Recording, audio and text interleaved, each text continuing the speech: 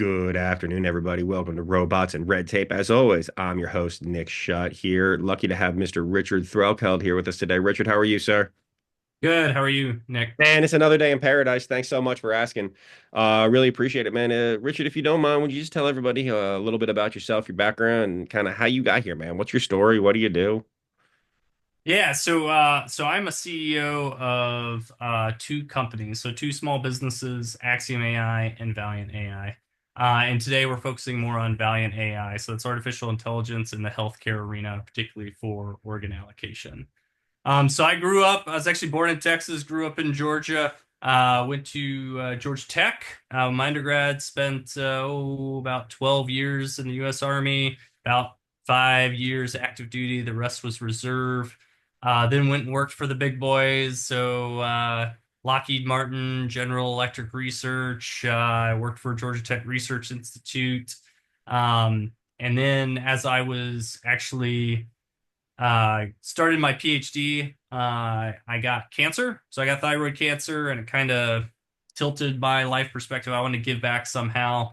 And they came up and asked me, hey, like we have this problem in kidney discard and Hmm. kidney allocation. I said, like, I don't know if that's me, right? Like I'm an outside, I'm not medical, I'm not a medical doctor, I'm not like you know, uh an expert in organs or biomedical things, right? So my degree was in systems engineering and AI, and then like I'd worked in government systems engineering and mainly DoD and government stuff before that. But I was like, had a feel like I had a calling to it, right? So accepted it, and then graduated last year, and then started Valiant AI, uh, and so far saved about 40 lives with our technologies. That's amazing, man. That's amazing. Thank you for thank you for your service and yeah, thank you for the story. That's incredible. So, um, you were given the problem of kidney allocation and kidney transplant allocation.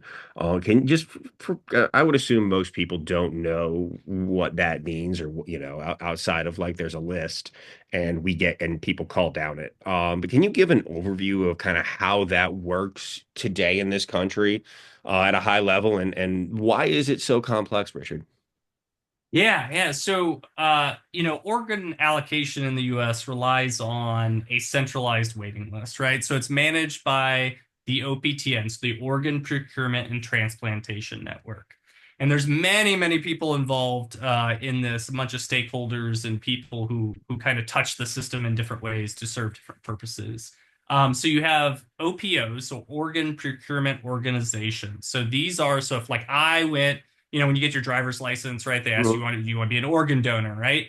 So if you check that box, and we're going to use me as an example, right? So if I died tomorrow, right? So the OPO is responsible for contacting my next of kin, which would be my wife in this case, right? And Mhm. saying, hey, Richard said he wanted to be an organ donor. Are you okay with that? Yes. Okay. So she would say yes, of course, right? And then they're in charge of allocating, right, all of my organs. So my liver, my kidney, my heart, my lungs to people who need them, Mhm. right? So for kidneys in particular, right? So we have about 100,000 people on a wait list to get kidneys. So this is the organ that has the highest demand, the highest need. Mhm. Um, and unfortunately, even though we have this really, really high demand, about 34% of kidneys were non-utilized last year. So that's a lot. We have a big need, we have a big supply, and a lot of these kidneys could have gone to people on the list potentially, Mhm. is what indicates in the research. So we have transplant centers, right? So we have all these patients, these about 100,000 patients on the list, right? And about 800,000 people with end stage renal disease. All that means is they need a kidney, right? And Mhm. they're not maybe still too sick to get on the list. A bunch of reasons for that. But so this 100,000 people who are waiting on the list, right, go to these transplant centers to get on their list, right? They've got to maybe they're on dialysis 3 times a week, right? So if you know anybody, it's not exactly the best scenario, right? So one of the most successful ways to treat this is a kidney transplant. Hence why there's such a high demand for it. Um, so we have all these people on the list, right? So like let's say my kidney went out, right? And so they go down the list in order through this 100,000 people on this list. But a lot of things get complex in the middle here, right? So as you Mhm. can imagine, right? Maybe there's not an OR available. Maybe the surgeon gets sick. Maybe my surgeon gets sick, right? So like I couldn't do it, or maybe I get sick, right? And I can't go undergo the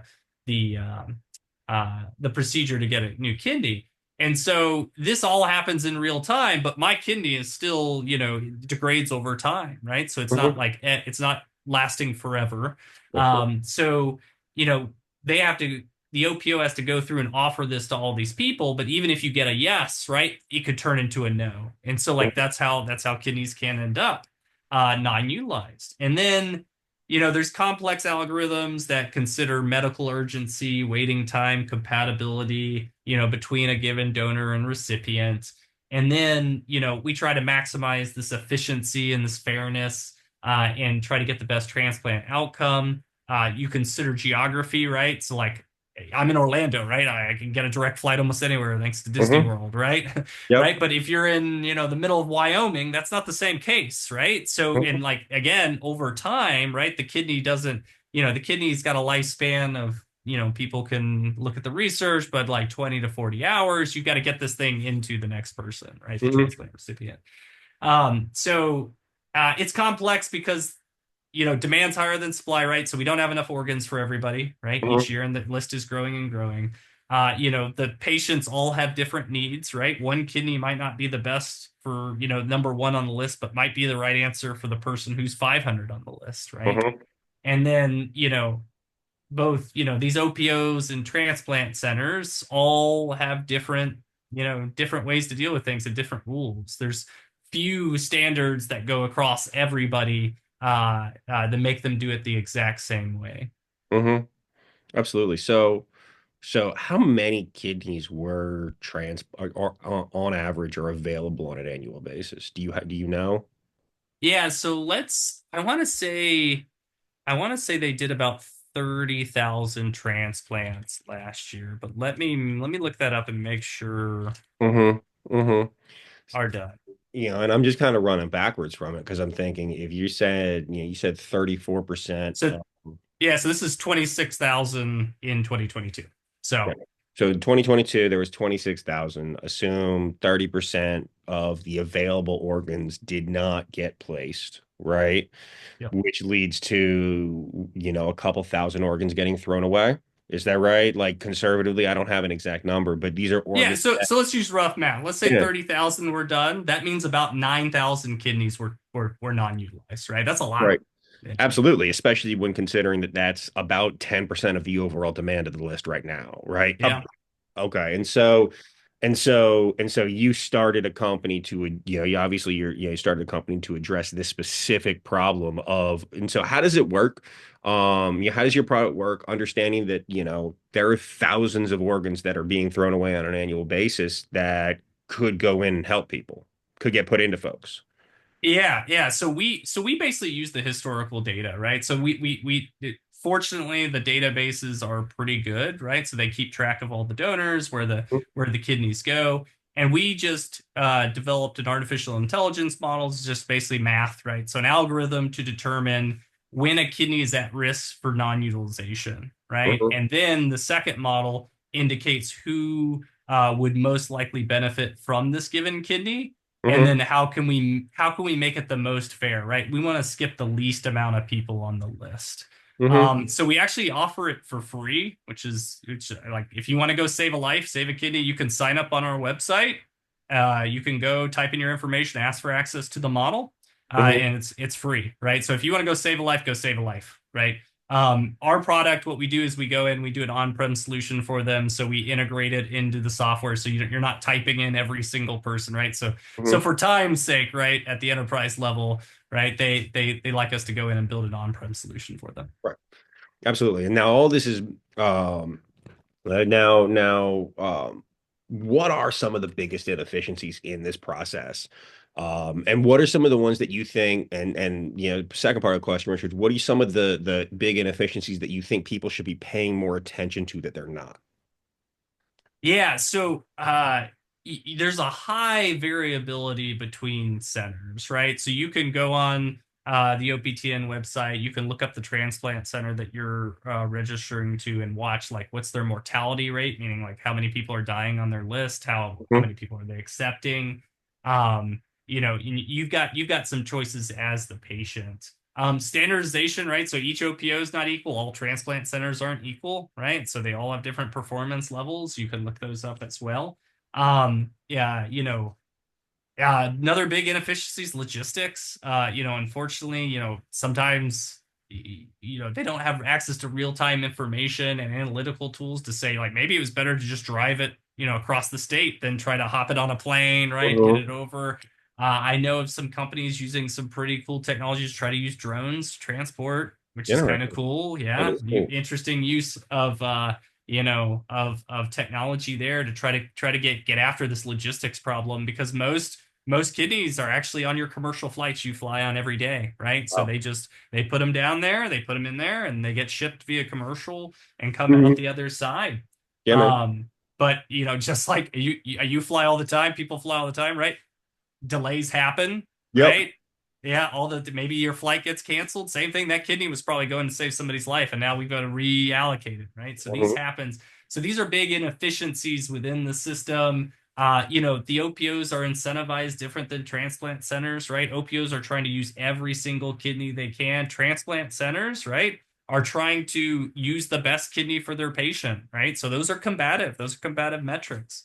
And it honestly leads to all this discard you're seeing. Right. So just clarify for folks. If I say Nick Schutt, leave my house in an hour, get run over by a car, get hit, I'm dead, right? Instantly, right? Now there's 24 to 40 hours between my being deceased and my organs no longer being viable transplant options. Is that correct? Yeah, so kind of, right? So there's a lot of things that factor in Really? this because you're gonna go to a donor hospital, but once you're pronounced dead, and if there's not anything trying to take care of your body, because they do have donor care units, which Mm, means they hook you up to oxygen and try to like keep the organs healthy as hmm. they plan to get them out. But once you're on the operating table and they start cutting you open, yeah, you've got between 20 and 40 hours to get those organs used. And there Okay. are technologies that are coming out with like pump technologies and other technologies that are helping to extend that. But as of right now, yeah.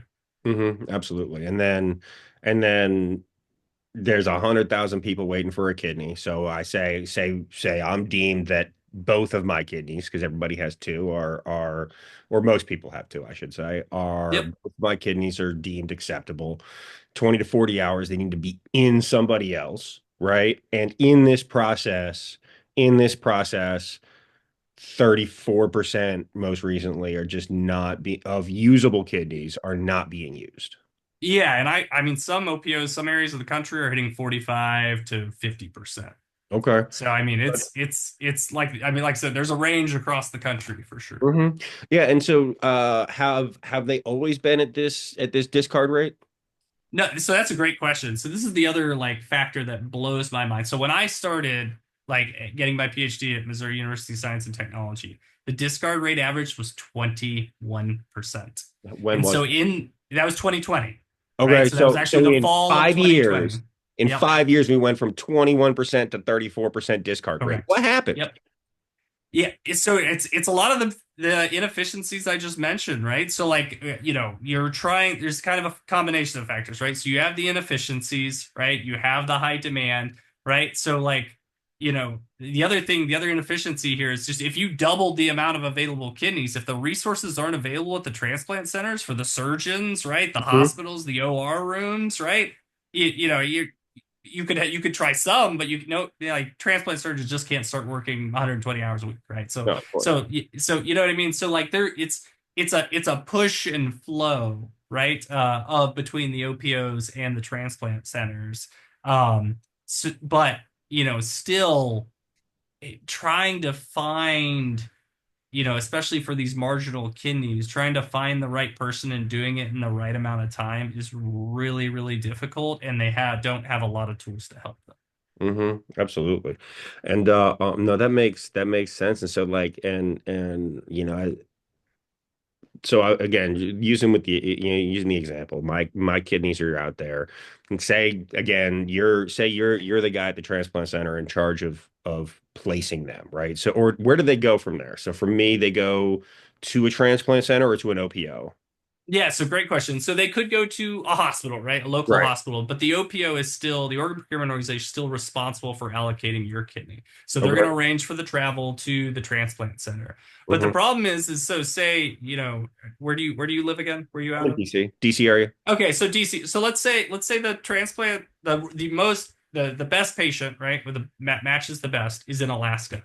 Mm-hmm. Well, you're gonna have a DC to Anchorage, and then it's got a ground travel out to somewhere, right? So, Mm-hmm. so some things are just impossible logistically, right? Right. But there's nothing to tell you that, right? So they're Mm-hmm. gonna still make the offer to the transplant, patient in Alaska that never would happen anyway, because they don't Right. know that, right? They're still required to make that offer if they're going over. If that person's number one, they're going to offer it to the person in Alaska who's never going to take it, right? Mm-hmm. Because logistically you just can't get it there in time, Correct. right? So that's kind of an extreme example, but that's kind of to kind of let you know how it goes, right? So Mm-hmm. so you're going down this list. So now we go 1 to 2 to 3 to 4, and this kidney, let's say they've taken your kidney out, right? So now they're going to biopsy it. They're going to check vascular changes. They're going to check interstitial fibrosis. They're going to check the health of it.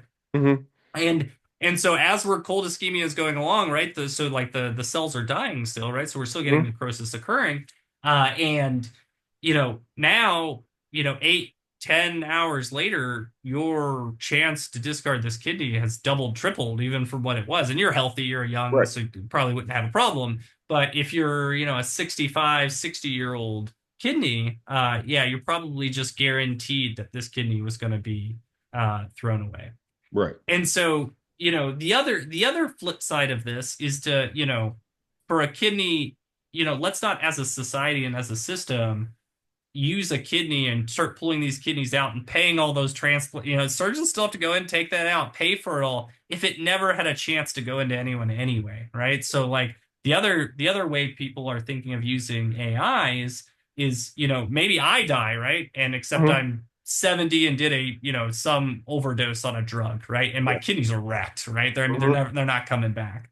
Well, we can tell you that up front, right? So like Mm-hmm. it's a 99.9% chance this is not going to be utilized. Don't use it, right? So Mm-hmm. don't waste your time, right? And resources, because our resources are precious. We don't have unlimited checks and surgeons don't have unlimited time, Mm-hmm. right? To just not bother. And we can even run test match runs to see not only is this, we think this is a bad kidney, but it's not really a good match for anyone out of the 100,000, right? So it's Mm-hmm.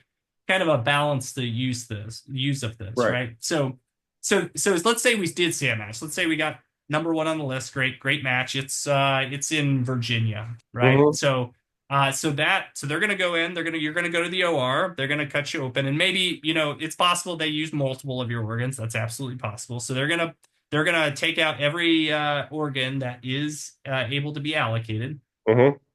and be able to, ship it to somebody who's needs. So if I needed it down in Orlando and I accepted it, so they would put it on a commercial flight from DC to Orlando. It would land, right? They would call me up, make sure I'm good to go, make sure I have everything ready. I'd be waiting in the OR room, hopefully, right? And then that kidney gets delivered and gets put inside me. Mm-hmm. Okay. Absolutely. No, absolutely. That's really, really interesting. And so are the breakdowns seem to be in what in qualifying organs before they're even out of the body Yep.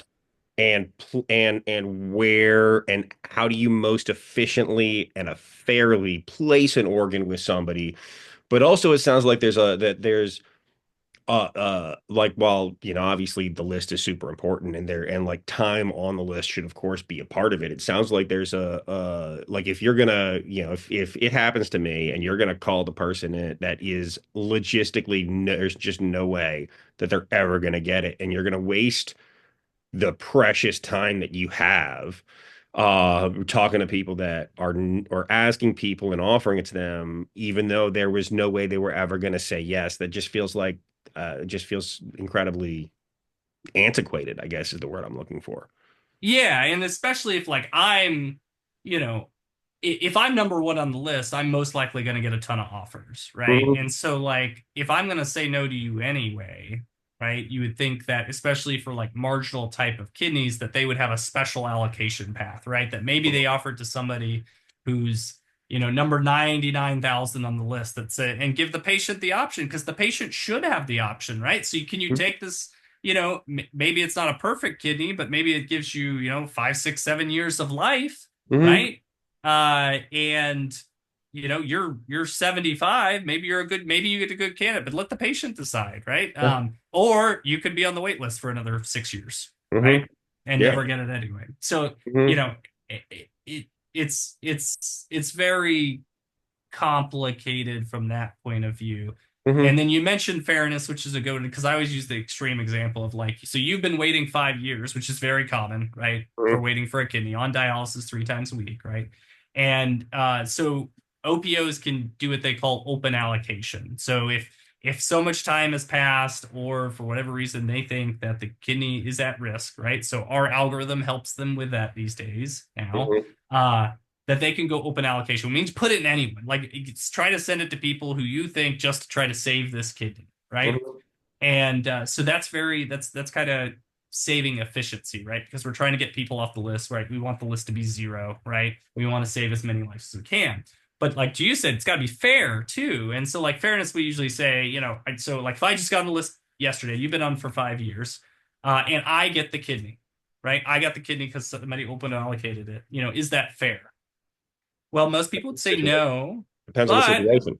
exactly. So let's look at medical urgency. What if I was going to die tomorrow, Right. right? Or die next week, right? So like everybody's like, oh no, like he needs a kidney in the next 7 days or he's going to die. But Nick's going to live another 5 years. Yes, it's on dialysis. It's not ideal, right? Hmm. But so this is like the trade that we're trying to do, right?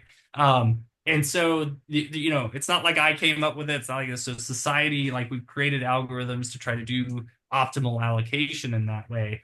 But it's led to all this discard, because we're going down this wait list. So it's not an easy answer, right? Hmm. Yeah. So, and is it literally people just making phone calls, going down a list? Is that how Oh, it it really is. Yeah. literally Yeah, is? yeah. Yeah, it Okay. literally is, right? So I mean, they have DonorNet and they can make offers, but for the final offer, they are usually calling it up. At most of these OPOs are on the phone calling every 30 minutes down this list. And right, time's ticking, as I said. Mhm. So that's another huge inefficiency. And I Yeah. think, it's time for technology to help a lot in this allocation system.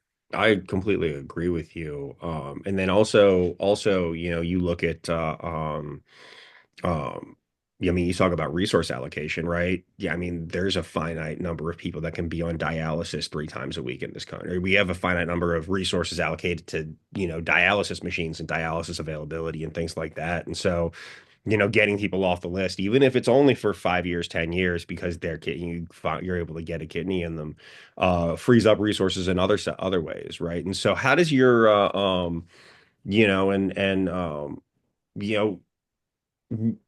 how are these OPOs structured? And is there a uniform way in which they operate, or is it all done like organization by organization? Yeah, it's very OPOs are different. Some have own organ donor care units, which means they kind of have like a little hospital in to like care for the donors. Hmm. Some have coordinators, some have two per donor, some have one per donor. All of them have different what we call standards of work, right? Which is how they allocate. UNOS has kind of a very high level, but how they go to open offer, especially, will differ from OPO, organ procurement organization, to OPO to OPO. Some use cold ischemia time, some use KDPI, so that's Kidney Donor Profile Index. So that's just a number from 1 to 100 to say 1 is like the best kidney ever, and the 100 is like a very marginal kidney. Hmm. Um, so they all have different methods of how they go to open allocation and how they allocate. So it's not this exact same from OPO to OPO, and they are in competition with each other, right? So with the newest, so they do have a tier system, right? Tier 1 is your best OPOs. Tier 2 is like mid. Tier 3 is actually threatened to lose their contract, right? So like, it's it's almost as the system is incentivizing, innovate, but also, you know, you shouldn't be sharing all your secrets with everybody, right? So that would Mhm. disincentivize you. So I was surprised to learn it's built that way. Um, uh, as far as the structure of the OPOs.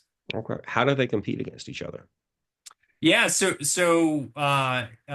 have metrics. So they have like number of organs recovered per population, right? So discard, right? So but you could imagine you can kind of game the system if you'd imagine, right? So like you can if you wanted to lower your discard rate, well, you would just pick the best kidneys, right? And Mhm. you wouldn't pursue any marginal kidneys, right? So like there's ways to like get around that and it's not all caught. So they're in competition because if they're not tier one, they're at risk to losing their contract, right? So this kind of goes into the contractual piece, right? So Medicare and Medicaid pay for this as well as some private insurance, right? So they have to keep their status to keep their contracts to be able to do organ transplant. Hmm.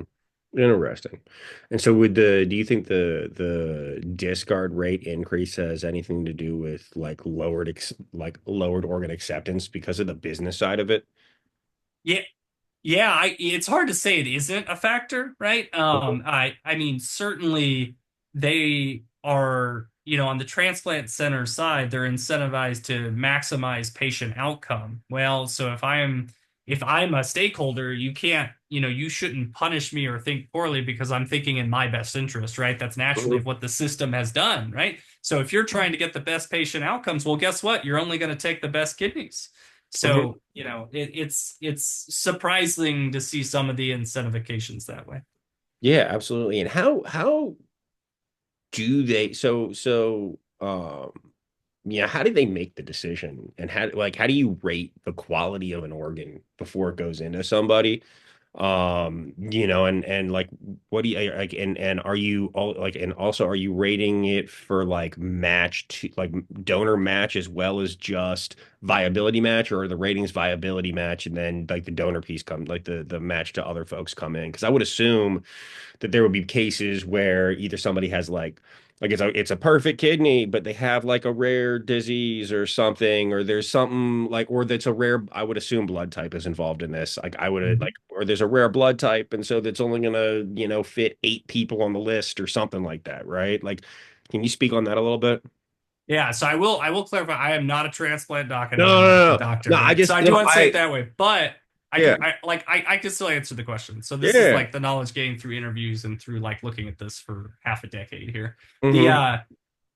So they do look at medical history, right? So like they do look at like their all of their patients on their list, especially with like an open offer to see if this kidney would be, best. So like for instance, for a medical so let's go back to the case Richard's going to die next week, right? So they're going to be Mm-hmm. looking pretty seriously at this kidney like okay, it might not be perfect, but like if he's going to die next week, let's try to get him a kidney, right? Mm-hmm. And so like they definitely have the like no doubt in my mind transplant surgeons are doing the best they can and Of course. are using the are being good doctors, right? It's just they need better tools to help them, Mm-hmm. all of this information, right? So like biopsy results, age, hypertension, diabetes, like there's a lot of things that go into graft survival, right? Because this Mm-hmm. is what, graft survival is, a 5 year graft survival would be the percentage that the kidney is still,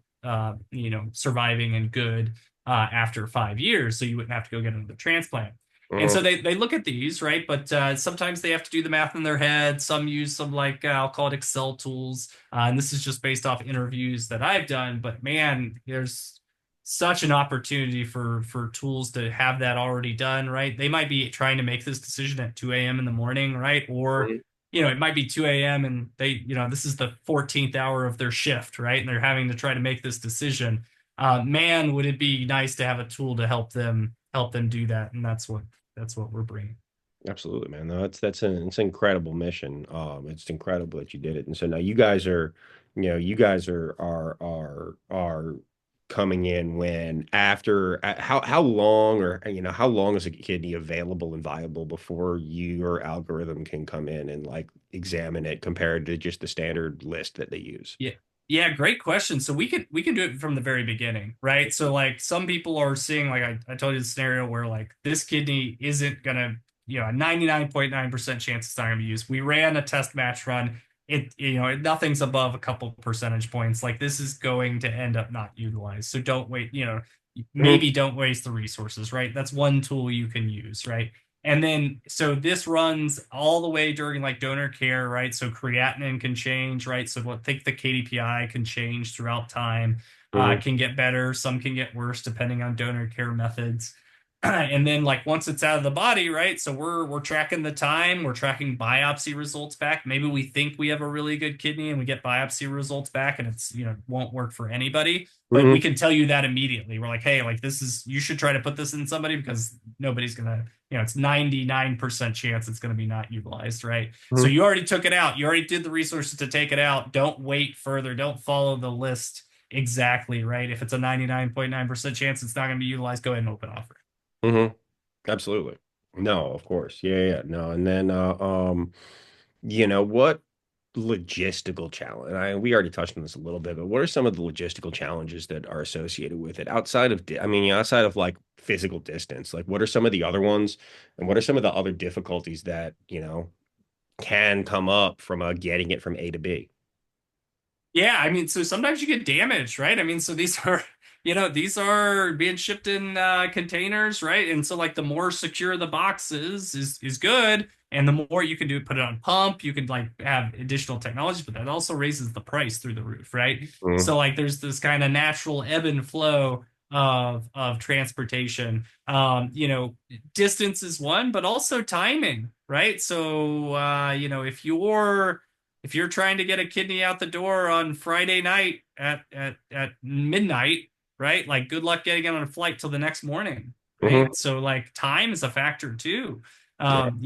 If you're fresh in the morning, and our algorithm luckily takes that into account, right? So like Mhm. the worst time is a Friday night at 10 to midnight, right? You're not going to get anything on until the next day, and then like the patient's not going to be available, right? And until that next day, and then you have to have a surgeon available, right? Mhm. And especially for these marginal kidneys, they're going to want their best team available, and best teams usually don't work Friday night at midnight, right? So there's a lot of factors that go into logistically getting this from A to B, but also like the timing and the distance, right? Should we fly it? Should we use a drone? Should we go ground transportation?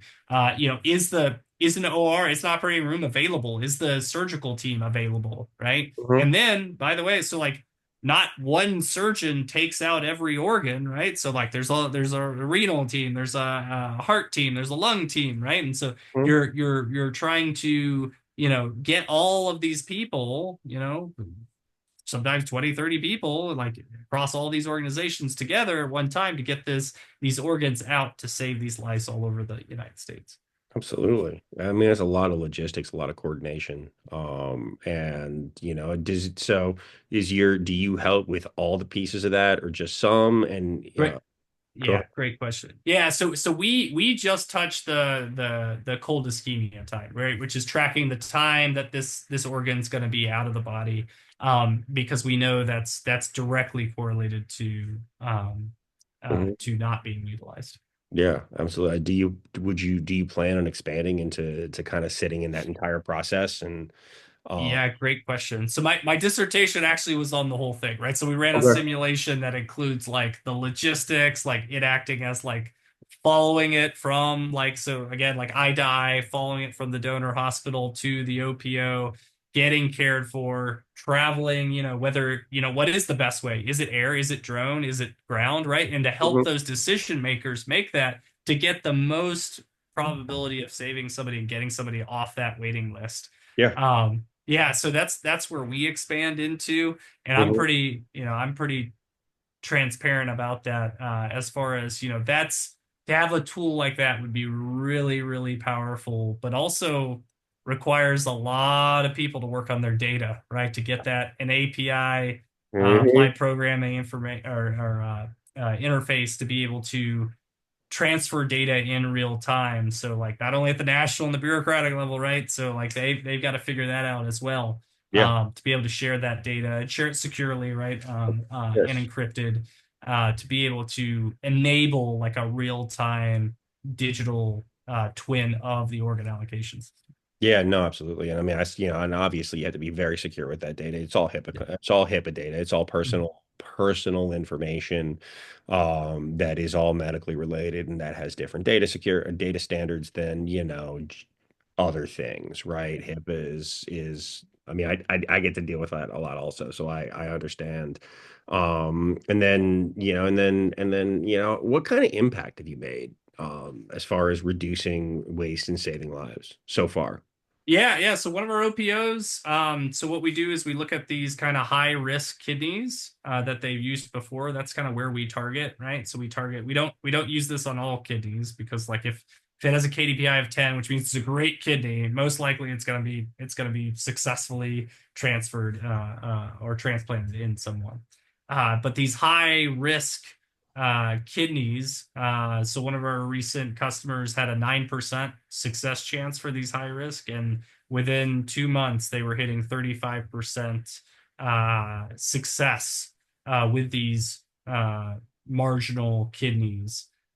So that's you know we'll call it 6, 7 kidneys in that time frame. If you multiply that by the whole year, you're talking 40, 50 kidneys, and then if that was multiplied, if every OPO was using this in the United States, that's easy, 25, 3,000 kidneys.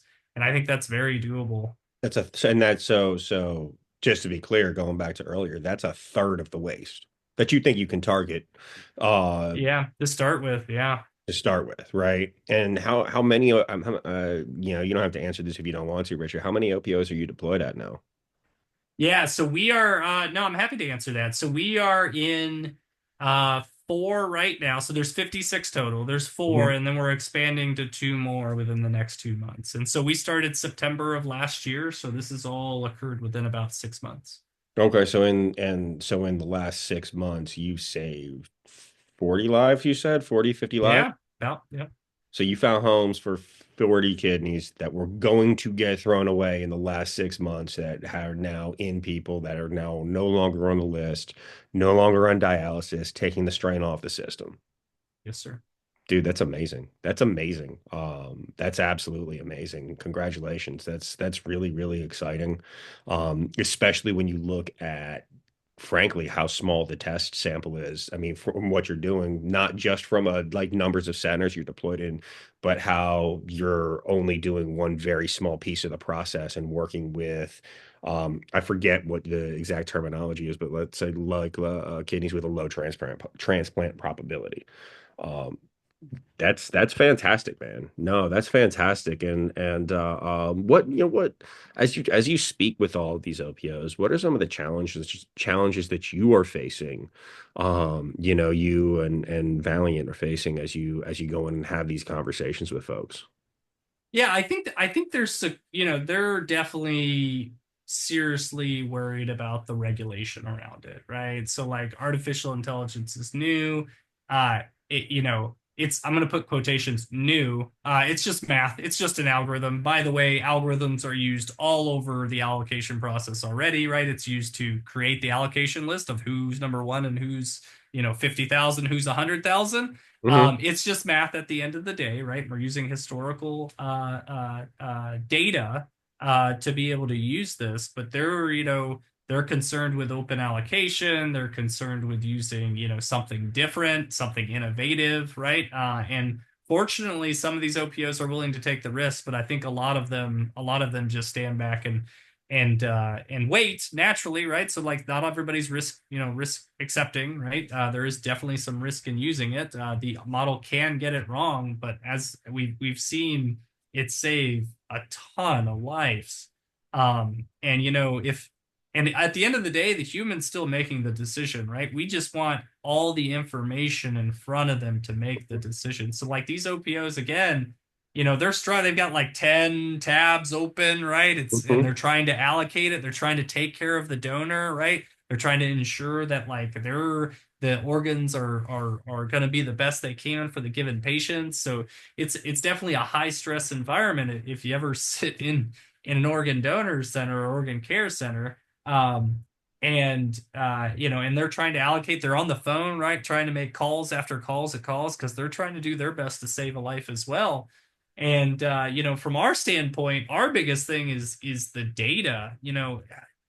It's I don't see why, APIs have been around for a while. Cloud computing's been around for a while. Why can't we have this data in real time, right? Secure it, make sure it's encrypted. Like we do all that. Like I've done military stuff for ages. We know how to do this. Hmm. It's nothing crazy, but I don't know why in the organ allocation system they don't know they don't use APIs. They've told me it's not secure, which I know that's not true. And it's just frustrating at the data level because to get unlock these advanced algorithms and to use them to the best of their ability, the data needs to be available real time to the right people, encrypted, obviously de-identified. I don't, take it out, man. I don't need to know any of that. Hmm. And our algorithms don't need to know any of that. So that's really our struggle, right? And it seems like you walk back in these tools. I mean, what we're way above, beyond Excel. I know some people love Excel, right? But like it's 2 in the morning, you're having to like enter data manually, right? We can be really efficient these days, with an application that can give these offers, tell you the graft survival, tell you the patient outcome, and what Hmm. chance of discard it's going to have. So the OPO has all the information, the transplant center has all the information, the patient has all the information to make the best decision for the patient to get the best outcome. Hmm. Yeah. How do you think you overcome that? Is it just educating people? Because I would assume the folks Yeah. that are at these centers, I would assume at least most of them really care about what they do. They're in it for the mission. They believe in it. They're just probably not educated on like IT. Well, IT definitely, but because to your point, like APIs have been around forever. My healthcare practice, we've never had paper records. Like, get that out of here. Like, it's all cloud based. 100% of it is in the cloud, and you just in there, and they're all in. I think they're all in AWS now. I mean, but although when I started using this service like 3 or 4 years ago, they were still like the login screen was still showing Microsoft 2012 Microsoft Server 2012 R2. And I'm like, guys, you guys are moving slower than the government is. But Yeah. hey. Yeah, no, I am surprised. I mean, so to give it credit, there was a modernization initiative. It's coming out. But 17 people are dying a day, right? And on the kidney waiting list, 17 Right. people a day dying. It's gonna take a while for them to catch up. And in the meantime, I know I'm gonna do everything I Right. can, and I know a lot of people in the industry, both on transplant centers and OPOs, are gonna do as much as they can to save Mhm. as many lives they can. Absolutely. But as they move slowly on modernization, the cost is going to be 17 people a day. Yeah, Period. correct. That's the facts. Yeah. Right, absolutely. And so this is a situation like, and I'm all for looking, let's absolutely be secure as we look at rolling out and implementing new technology, especially in high risk places like this with healthcare and healthcare data, especially when you look at defense areas, defense and intel and other spots that you and I are familiar with, Richard. But frankly, that cost seems high, and it seems like there's not enough people out there having conversations about how there are 17 people dying a day, and we're throwing away 9,000 kidneys a year. Which, if I'm thinking correctly, I mean, that's not 17 a day, but you know, I'm just curious now.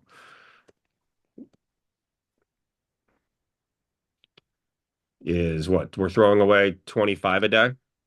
Ish. Throw- Yeah. So we're throwing away about 25 a day as of 2022-ish, using rough numbers, and 17 people are dying a day. And you have a technology that can come in and with proven history address that and actually save some of those people's lives. Dude, how are you not yelling at people up and screaming up and down in Oh, the I street try, about man.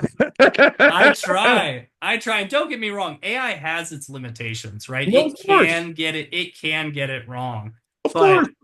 from what we've seen so far, I'm like, again, I am screaming to like let's for all these kidneys that nobody wants, let the computer try to find the right like the right match for them, right? So let's take, KDPI of 95 plus, right? So like kidneys that will get have 80-90% chance that they're not going to be utilized. Mhm. Let's do a test case nationally on those that everybody can agree to and be super transparent. Like we publish all our papers, right?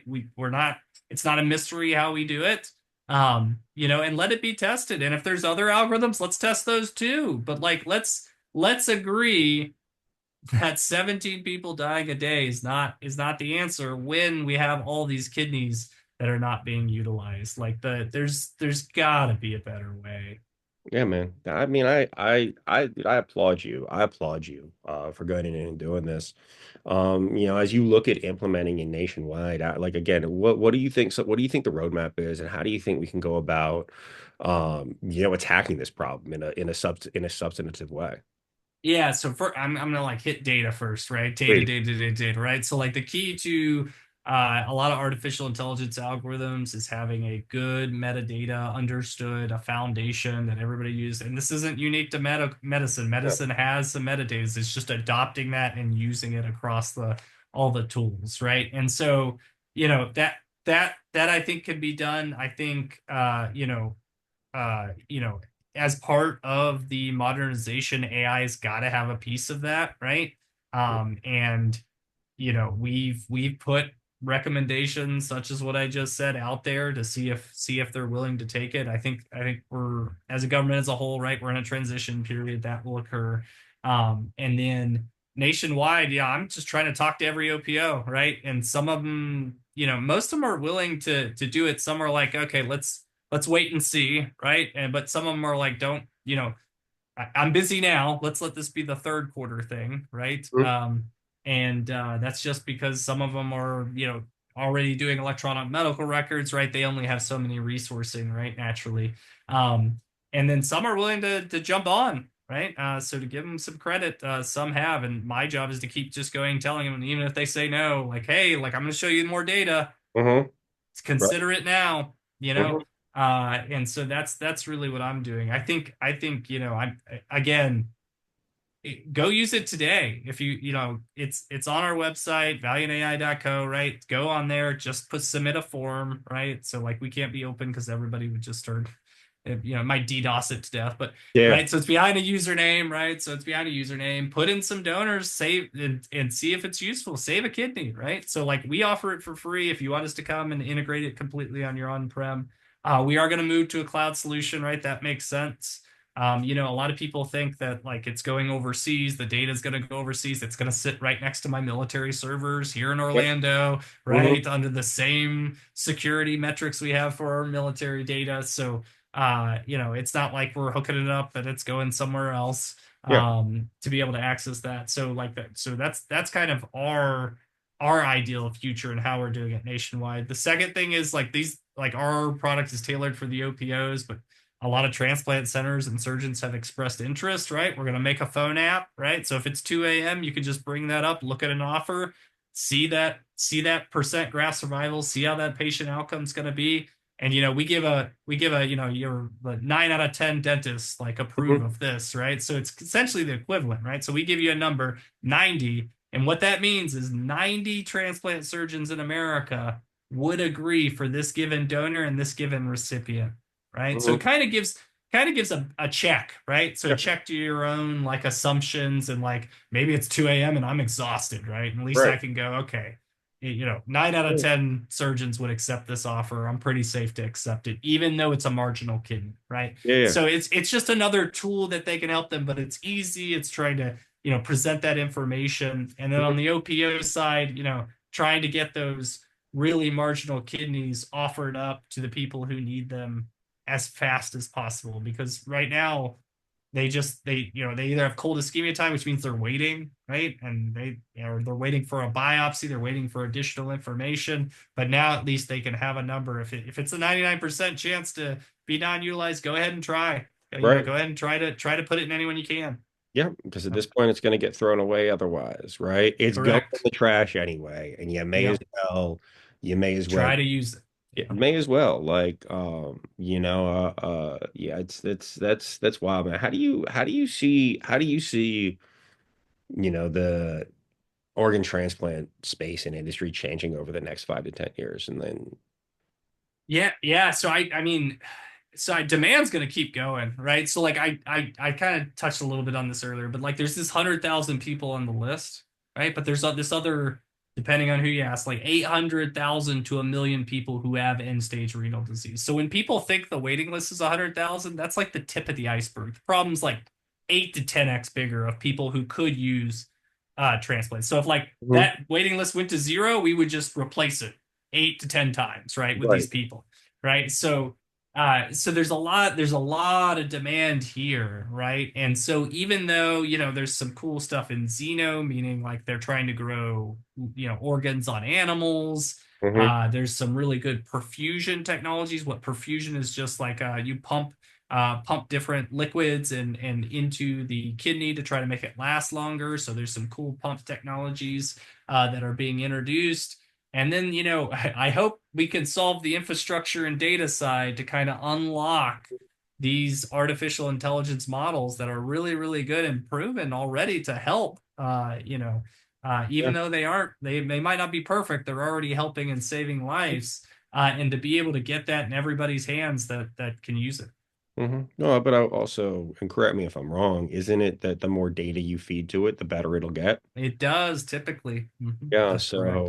so unlocking the data would just, well, obviously there's mistakes and always needs to be a human in the decision-making loop as it relates to Correct. anything AI related, right? Um, like wouldn't it just like make it better and make it more efficient and allow there to hopefully, address that problem? But like, I think like unfortunately, as you look at, and this is just in this country, right? This is not internationally where there's, I would Yeah, assume, other problems as well, correct? yeah, correct. It's not so we to give it a lot of credit, right? Like the America's like one of the top trans organ transplant systems in the world for sure. And Mm-hmm. there's no doubt, right? So our European brethren and sisters, right, do operate under different rules and regulations as you'd imagine than the EU and US, but this has been briefed overseas, and right, so like the architecture can be very similar, and the data just Mm-hmm. changes, right? How the data structure is. So we're also looking at bringing it international, but we're focused here in the US first. I don't want to be, we let's solve the US problem and then go solve the world Yeah, problem. no, of course. And but also I think as people continue, I think it's, people are not, we're not a very healthy society. Especially and that, I think that trend is going to continue. And you look at things like percentage of population that's considered obese and how that's risen over the last 50 years. I think that clearly there's going to continue to be a huge need for transplants. I think that need is probably going to continue to grow. I also think that unfortunately, when you think about the health of potential donors, more of them are going to be less ideal kidneys or less Yeah. ideal organs continuing to move forward because of the health of the people. Maybe they smoked, maybe they were a heavy drinker for years and years and years, or did drugs or drug abuser, right? And those ones or maybe they were just obese and the kidney is shot and will never go into somebody else. So, obviously we can't address all of those issues, especially with AI. But as you look at this, I would assume that this problem is going to continue to accelerate, especially as you look at waste trends over the last 5 years and how they've grown. So, dude, I listen, man. I have the utmost respect for you, Richard. You and your team. You guys are actually out here doing something about it, and trying to address a huge problem in society, man. Dude, amazing work.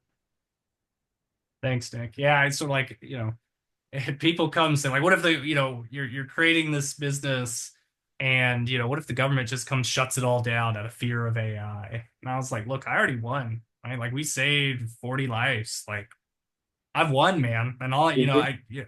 I think somebody asked me that. I was at a conference and I was like, you know what? Hopefully I get to 100 before they shut me down, right? So Yeah. like my goal is just going to keep going, right? Hmm. So I don't think they are going to shut down. I don't think that at all, but it's just the response to some people still have this hysteria over AI. It's just math. It's just an algorithm. And I think if that was said more often, people would, it's the Terminator fear of when you say AI, but Yeah. it's just math and it's based off historical data. Right. Yeah. Yeah. No, and I mean that's largely one of the reasons why I started Robots and Red Tape was to help educate people about what AI actually is and how it's not like, listen, there absolutely are implementations that we could look at Sure. where it could potentially go that way. But if you set it up responsibly, you make sure there's a human in the loop, you're gonna, probably mitigate most of those pretty well. And also like until we do better with robotics, it's not going anywhere, right? Like it's not mobile. It can't do a lot of the things that we're looking at people are afraid of. So I really applaud you, man. As we get ready to wrap up, Richard, anything else you'd like to add? Any points we didn't make that you wanted to make? Anything that you would like, any closing message for folks in general about this and the space you're sitting in? Yeah, hey, just go check it out, right? So Mhm. valianta.co. If you're involved in organ transplant in any way, any shape, go there, write us a comment, use the tool. We're happy to do it. It's free. You can use it. Like I said, go save a life. Please use the algorithm to go do that. And then, if I can help in any way, just reach out. And then, Nick, thanks for doing what you're doing, right? So like, creating a podcast where we can talk about these issues and get that information and educate people is really important because people probably don't know this exists or any of the other issues you tackle. So really, thank you for doing that, and thank you for having me on your podcast, Nick. Dude, thank you for coming on, man. I really appreciate it. I love your mission. I love what you're doing. I have the utmost respect for you and your team. Happy to support any way we can. Richard, thank you so much. Thanks for listening to Robots and Red Tape, everybody. Hope you're having a great day.